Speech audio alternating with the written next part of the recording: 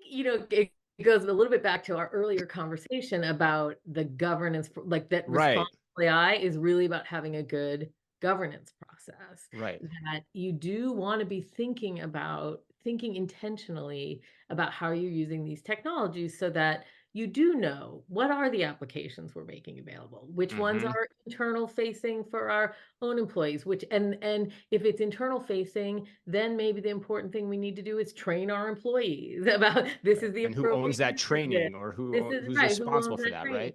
Some of them are more customer facing. Okay, who's on point if there's an incident that happens, if it Hmm. generates a response that goes off the rails a little bit, which again, Right. there's a lot of ways to make that not happen, but being prepared and anticipating, what might happen. But yeah, I think we are big believers, and sometimes we do have conversations with customers who are they're sort of like, "Reassure me that I never have to think that I can just use this Yeah. without thinking about it," Hmm. and our response is, "Well, not really." Like, No. in terms of sharing our learning, we have learned that having a governance process and it is an additional layer, and it is, a process, but again, once you build the structure for it, Yeah. you actually again, you can feel so much more confident because you thought through the issues, you anticipated the risks, you deployed the technical mitigations that you've learned are the most appropriate for the specific use cases, so